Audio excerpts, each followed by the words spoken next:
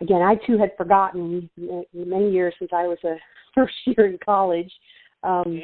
But that your story brought it all back around to me, and I realized, that's the biggest blessing, but also what a wonderful gift for both families. I mean, when my stepfather passed away, that young man came to the service to see my mom and told everybody in the audience that he wouldn't be here, his kids wouldn't be here, he wouldn't have seen or done any of the things, and that he doesn't ever forget that it's my stepfather who has made the choice to continue his life, this voice of Brian's life in this world.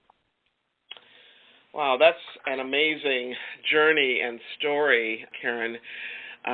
Mercy, I can only imagine the gratitude that this young man felt, and I'm imagining that your stepdad probably felt a measure of gratitude too. What a humble and courageous thing for him to do.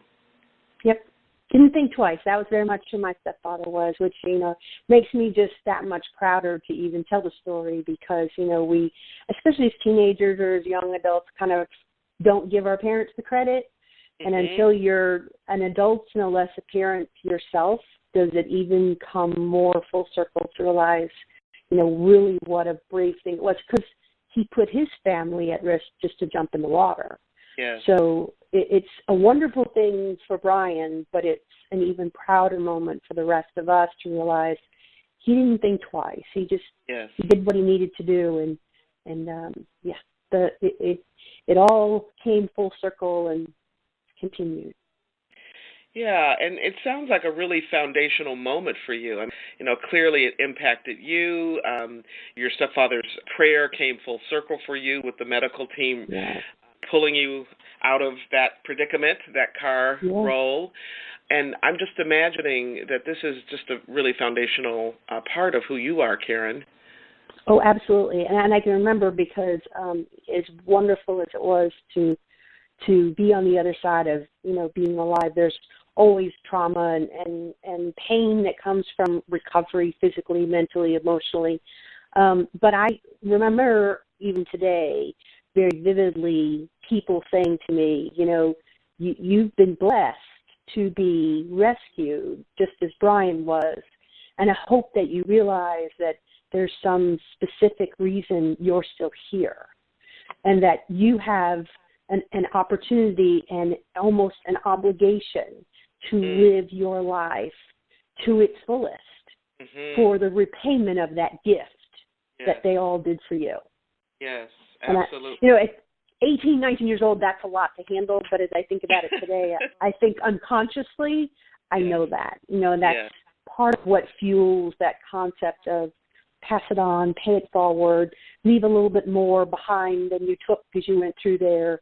That's probably just an unconscious thought, yet foundational root to who I am and what I do.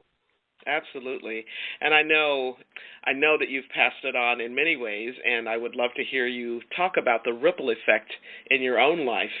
One of the things we talked about before this conversation was the work that you're doing with, is it Take Stock in Children? Is that the name of the organization in Florida, Karen?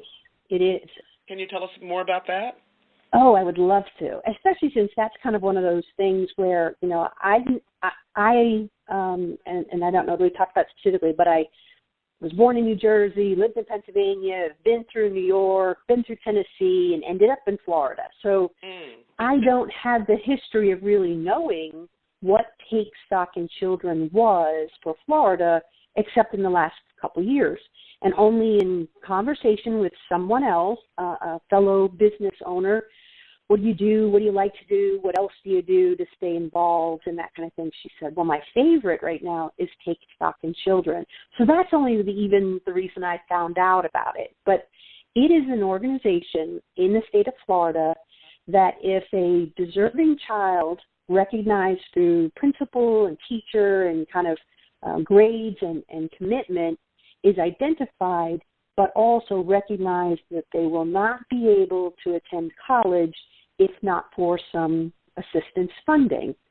So Take Stock in Children is an arm of the education system where if the child is matched with a mentor and makes the commitment on both sides, mentee and mentor, to meet regularly throughout the years they're recognized. So in my case, I have a student who was recognized as an 8th grader as being eligible for this program, which will give them a full scholarship at a Florida school if they meet these continuing requirements, which is keeping their grades up and meeting with their mentor routinely, which, as we know, and that was my kind of motivation, it's not just about the academics.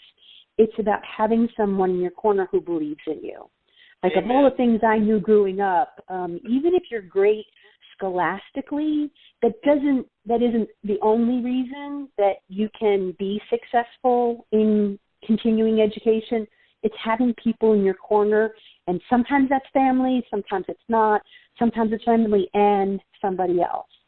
So for me, it was a way to encourage an individual who has the potential that they can do it, and that it's a combination of will and commitment and drive and perseverance and confidence, and having all of those things and those people to keep arming yourself for the challenges that come up in front of you. Yeah. She happens to be a student who has not had a parent or sibling go to college. So just the concept of attending and what to expect and how to be successful isn't something in her realm. Right. And so we need mentors to help, in my mind, students understand anything's possible. But it does help to have somebody else in your corner to help you be reminded of that, encouraged, and more confident to move forward in that. Yes, absolutely. I don't know if I shared this with you, but I used to work in learning and organizational development within the foster care system. Wow. And so I was working with people who were highly passionate and on point in terms of working with reunification, all of that. And the research that drove what we did was it basically showed it only takes one caring adult. One caring adult to make a difference in a kid's life. And so clearly the person that you're working with has other people in her life, but that mentorship that you're able to provide is just awesome. What a wonderful gift you're providing. Absolutely. And you know what's fun is, and I know you've had that experience in putting your book together, in the process of spending time with her and having conversations, lots of people in my history that growing up or when I was attending college and things like that sprung up in my memory of what they said to me and books they may have suggested for me, and I'm thinking, we take all that for granted, and what a gift it is to not only help her, but also get the recollection of the people that have helped in my journey. Yes, that's a nice reminder, because most of us, not all of us, but most of us have been helped along the way. And what a blessing it is to be able to pass that on to this young person, Karen. So hallelujah, thank you. Thank you for sharing My that. pleasure, and I'm truly enjoying. I mean, every year we were laughing this year. So I've had her since 8th grade, so we've been through 8th, 9th, and we're in the midst of 10th at this point. And I'm thinking, I will walk with this girl for 5 years and then watch her graduate. I mean, to me, she's like another child in my family. I mean, I get so proud and so excited, and she's not driving yet, and just, again, walking the journey with her and hopefully just helping her stand up as tall as she can to do whatever she's designed to do in this world. Absolutely. And as you're talking, I just keep getting these, we call them goosebumps or God bumps. And I can imagine this young person when she gets to that place where she's in college and then able to pass it along. I'm positive she will be able to do the same thing for other people. Absolutely. Yeah. Absolutely. Okay. So you talked earlier about your fingerprint story. And a nice little tease. And I got to hear your fingerprint story several years ago at the IMC, part of the John Maxwell team. And I would love for you to share that story with our listeners, Karen, and the journey that you took to share it at the IMC. Oh, I tell folks who ask me, especially, as far as our wonderful John Maxwell team family, seems so easy, you did it so well. I'm like, oh, you don't know the half of it to get there. So part of it is the story itself, and part of it is the journey to have gotten to the point to share the story. So I kind of want to give you just a little bit of perspective for those who may be listening who this may resonate for differently. I am not a speaker by any means, stretch of the imagination. I say I grew up an accountant. We speak numbers, not necessarily words as well. Unlike you, Gloria, it's a real challenge for me to be able to stand up and share a story. But my journey in being able to tell the story on stage for the John Maxwell team was figuring out that it was easier for me to tell a story about someone else than it was to necessarily tell a story about me. Never really thought my stories were of anything of the magnitude to stand in front of people where they would want to hear it, but the excitement about sharing someone else's point and maybe then just making a connection with it for me personally then gave me the opportunity to say, I know what story I'm going to tell. So part of my husband and I have been married more than 30-some years. We grew up in high school together, high school sweethearts, kind of went our separate ways, found each other again, and as they say, the rest is history. So he has a long history in law enforcement, in the Air Force first in that realm, and then in the public sector as a police officer and a detective. And so as I told the story on stage, one of the things we have been able to do over the years with law enforcement is watch on video some of his traffic stops. So in one case, he meant multiple cases, but at one point I finally recognized that he touched the back of the vehicle with his hand every time he stopped a car. So I asked the question, what is that? So are you doing that on purpose?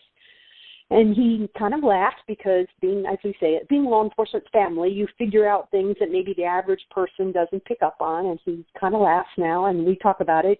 After this many years of being a cop's wife, I pick up on things.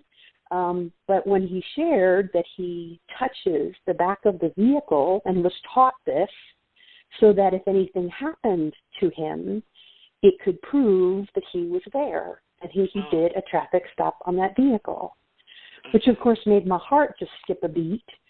And as I tell the story on stage, I say, I realized then, as you know, when you're the family of the law enforcement, you know, but then you also realize in those kind of moments that every family member of law enforcement or military or anybody, first responders, has those kind of concerns. And that we're awfully blessed to have people in this world who will do that will get up every day, kiss their family goodbye, and not know what may be in front of them intentionally every single day. Mm-hmm.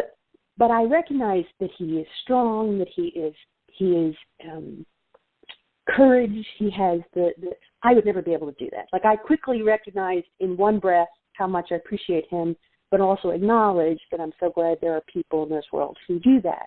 But then I go on to tell the story that as he leaves his fingerprint for that reason, I want to be intentional on leaving my fingerprint on this world in the way that I can use my gifts, my service, my talents, the blessings I've been given.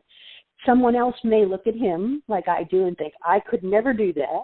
I have people in my world who look at me and say, I could never do what you do. But it's our role, our responsibility to leave each of our own fingerprints with their gifts behind when we're not here anymore. So I liken it to, it may not be the courageous, I may not be the Superman of the world, but I have something to leave behind, and I want to leave my fingerprint for exactly what it is to have been through this world and given something and left something behind to serve for it. Wow, what an inspirational story and very powerful. I can only imagine what your husband and other law enforcement officers go through with that touch, and I love how you've just reimagined it for yourself and the intentionality around bringing your strengths, your gifts, your God-given gifts, and making that fingerprint in other people's lives. Yeah. And it really was a blessing. It took me more than 2 years